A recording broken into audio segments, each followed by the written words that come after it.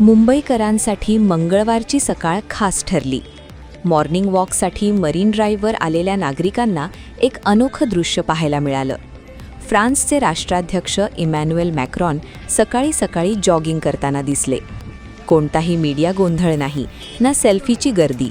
साध्या पोशाखात सुरक्षा रक्षकांसह मॅक्रॉन शांतपणे धावत होते.